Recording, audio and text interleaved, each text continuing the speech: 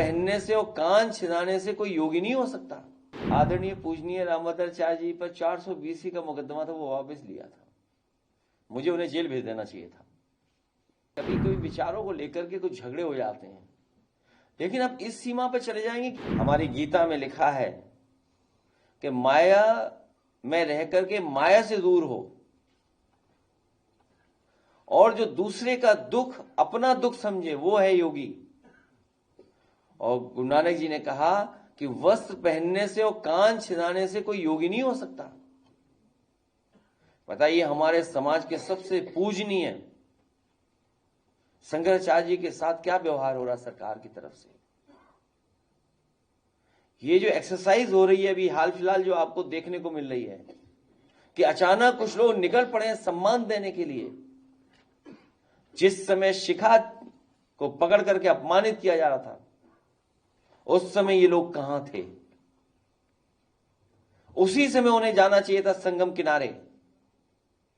हमारे पूज्य शंकराचार्य जी कई दिनों धरने पे बैठे रहे वहां पर।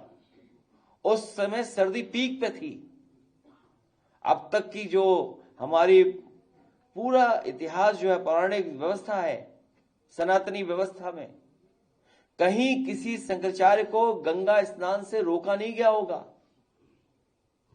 लेकिन ये पहली बार हुआ है सरकार में कि उन्हें स्नान करने से भी रोका गया।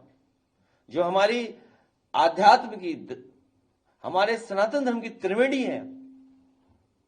और अब तो ये सरकार एक कदम आगे निकल गई है। ये लगता है कभी अंधेरे में या रात में फिल्म देखते हैं 20 साल बाद। हर बात इनको 20 साल बाद पता लगती है। हमारा जो एक पैनलिस्ट था, उसकी 20 साल पुरानी घटना, शंकराचार्य जी को बताओ अपमानित करने के लिए कहां से ढूंढ के लाए, किसको ढूंढ के लाए?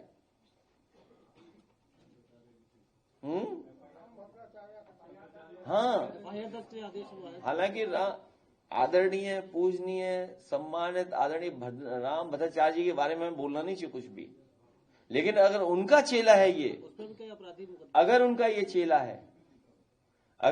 चेला है तो मुझसे गलती हुई है। हमने कभी आदरणीय पूजनीय रामभद्राचार्य जी पर 420 का मुकदमा था, वो वापस लिया था। मुझे उन्हें जेल भेज देना चाहिए था। और ये बात गलत हो तो बताइए, आप किसी से पूछ लीजिए आप।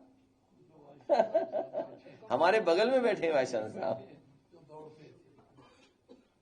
तो ठीक है, कभी कभी विचारों को लेकर के कुछ झगड़े हो जाते हैं, लेकिन अब इस सीमा पर चले जाएंगे कि आप आरोप लगा करके इस तरह का घटिया आरोप लगवाएंगे आप।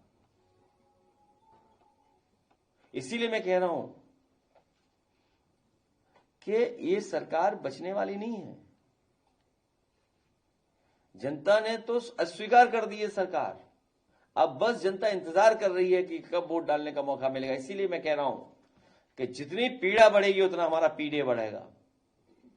और ये पीडे के आंदोलन में जुड़ने वालों का मैं एक बार फिर आभार और धन्यवाद देना चाहता हूं।